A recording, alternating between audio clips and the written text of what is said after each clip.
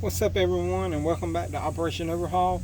This is the final part of the lift kit installation. This would be how you put the keyways in, and I'm going to be doing the shocks and the inner and outer tie rods. I'm going to take the tie rods out in one piece, so if you would stay with me and we'll get on that here in just a second. So chum on.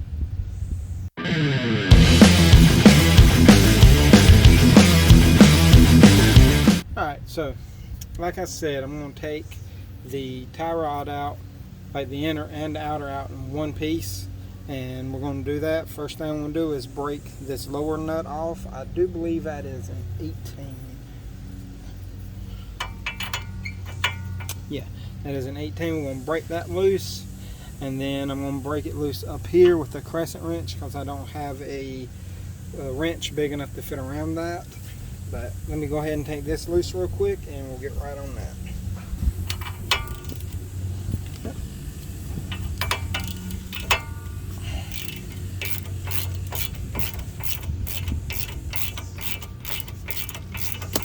Oops, sorry about that, didn't mean to hit you. Right. Now that that is off, we're going to hit like right here with a hammer and it should just free it right up. Let me move you a little bit so I can get a better swing on it. Alright. There we go. You can turn that out of the way. And then right up here, there is a hex keyway, like just about like a regular nut. There's a hex. I'm going to put my crescent wrench on there. I'm going to hit it with the hammer too, and it should break it off.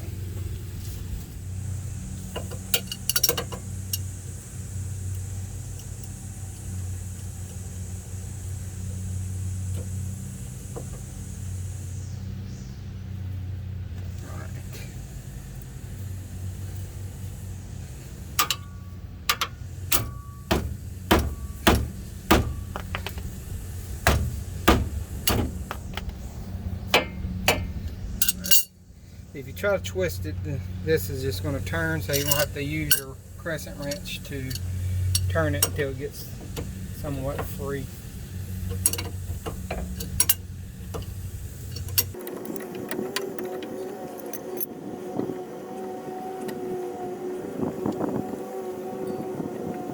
And there you go.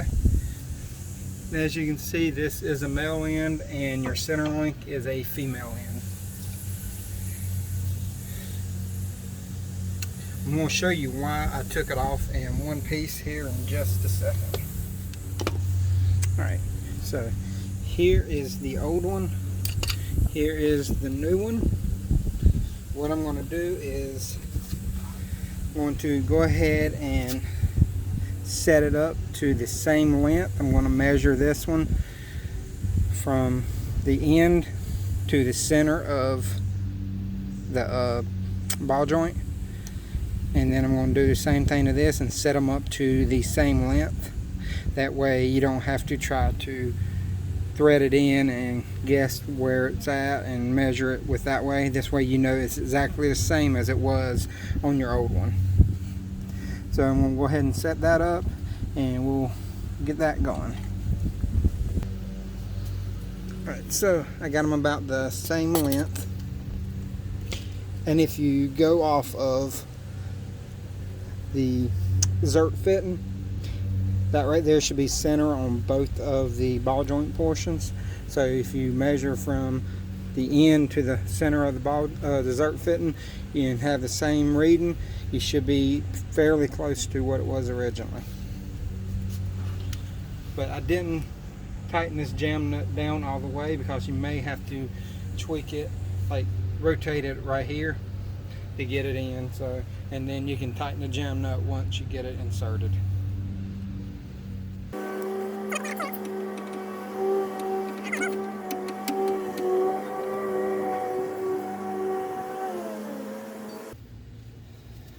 Right, now that it's started in there, straighten that boot out a little bit. I'm going to tighten it back up.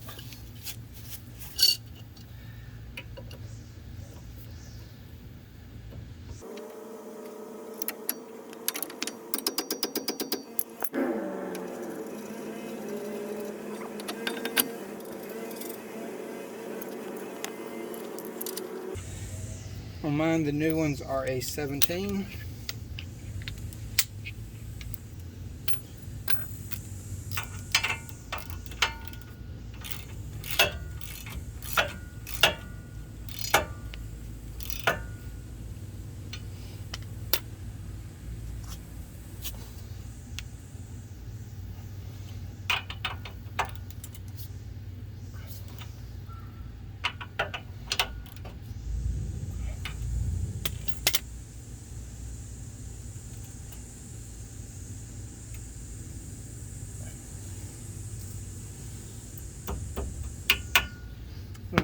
There you go. Your inner and outer tie rods are installed, and you can put some grease in them and just put enough in there to where you start seeing them plump up a little bit, but don't push in enough to where you can see it coming out of the boot, because if you put that much in there, you can actually split the boot, or push this hold down retaining ring on there and it will dry them out because they will leak out.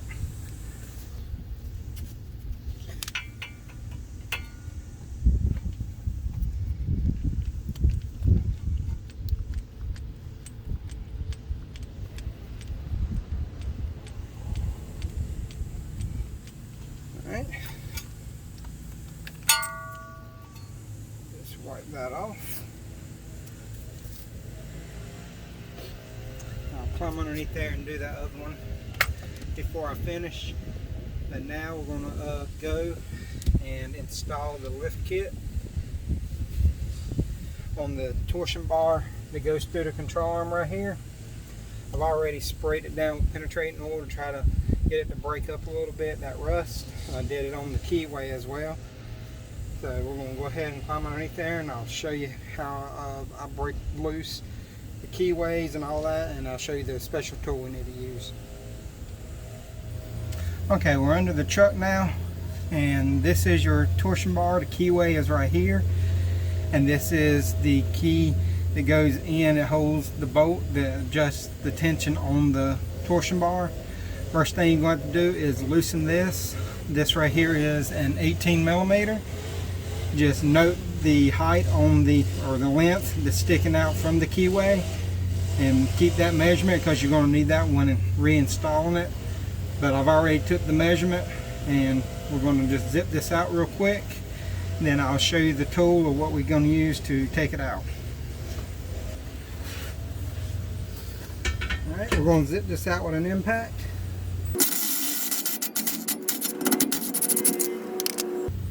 This is our bolt, and then this is the actual tool we're going to use to take the tension off of the torsion bar. All you do is there's a little hole up on top right here that this little knob, little dowel pin looking piece right here goes into, and then on the bottom there's another little indentation for the tip of this to go into.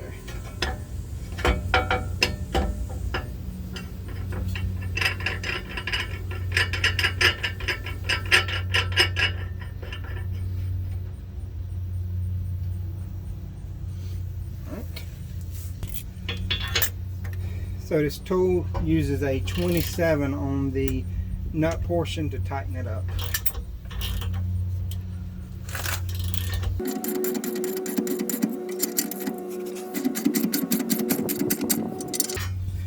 Then when you have enough tension off of it, you can pull this little pin out of the way, and then you can loosen this and let it back down.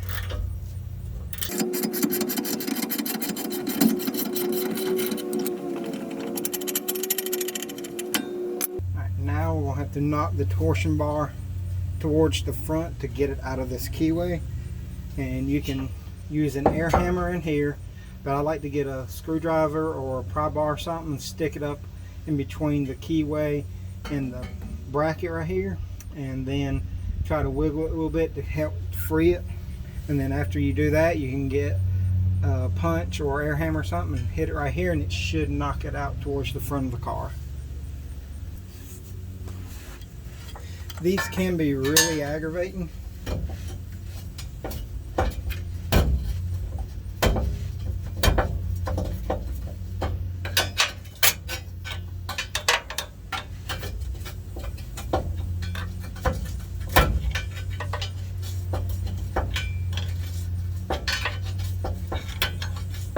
actually walking it off of it pretty easy right now.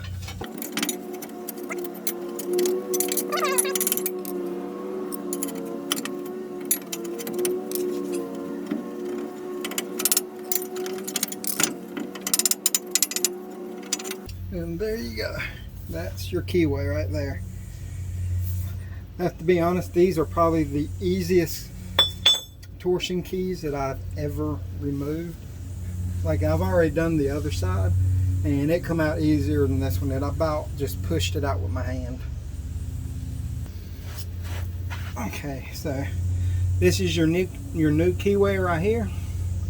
It has a different offset so you can lift it up.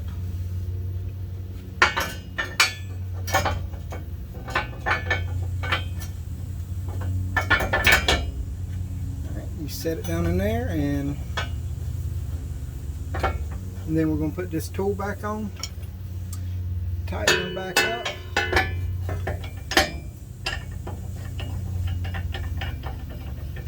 and the more tension you put on it, like tighten it upward like I am now, the higher the truck will actually go.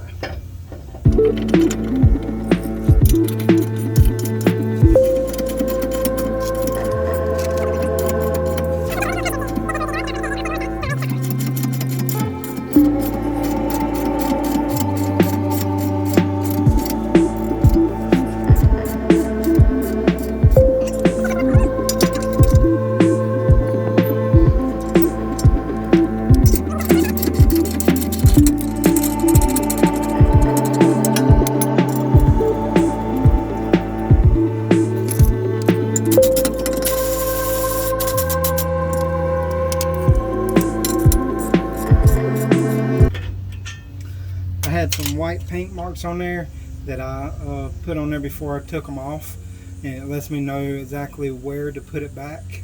So I just tighten it up to that, and then when we set the truck down, we'll measure and make sure everything's level. But so far everything's going good. That's pretty much it from underneath here.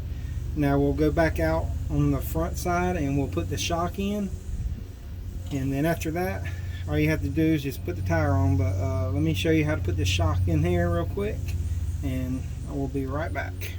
Okay, so to take the shock off, you got to take this nut up here, and then there is another bolt and nut on the bottom right there that you have to take off. But to take this one off, you'll have to hold that right there while you remove that nut, because if not, the cylinder is going to spin inside. Alright, so to do this, I like to hold it with a pair of vice grips to keep it from turning.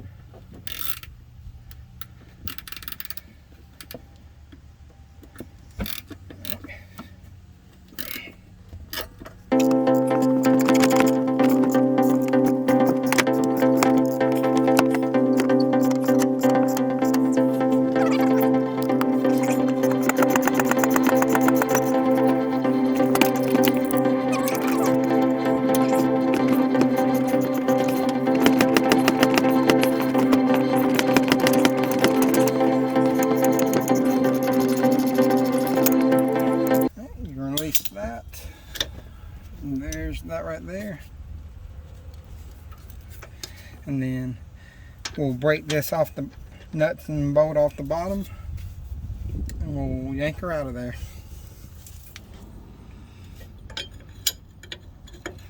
So both of these are a 21.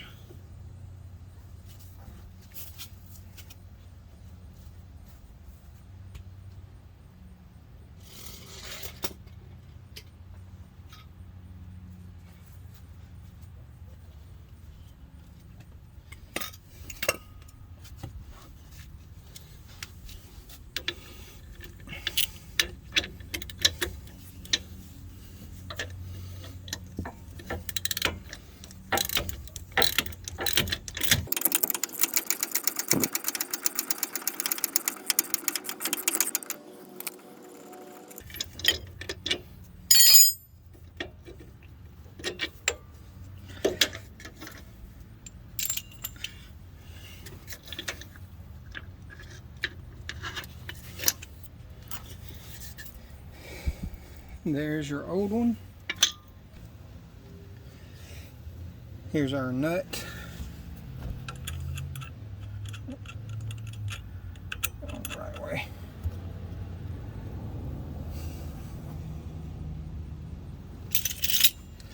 I do believe this one is a 15 as well. Yep.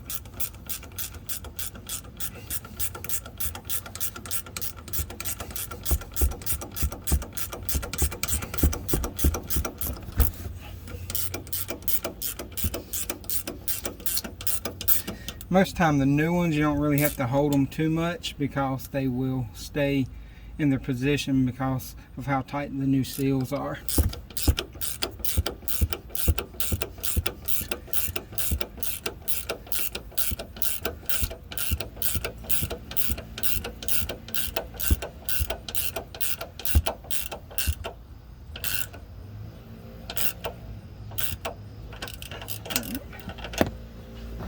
I just tighten them down till I see them start to squeeze out like that, but not enough to roll over the top of the washer on the top.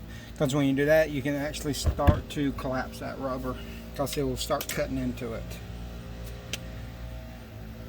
Alright, so after you do that, and you put grease in both your fittings for your ball joint or your tie rods, you put the tire back on and let the weight of the truck sit down, and you just adjust your screw from the front to back to however high or low you want to make it. And that's pretty much it for putting a 2 to 3 inch leveling / lift kit on.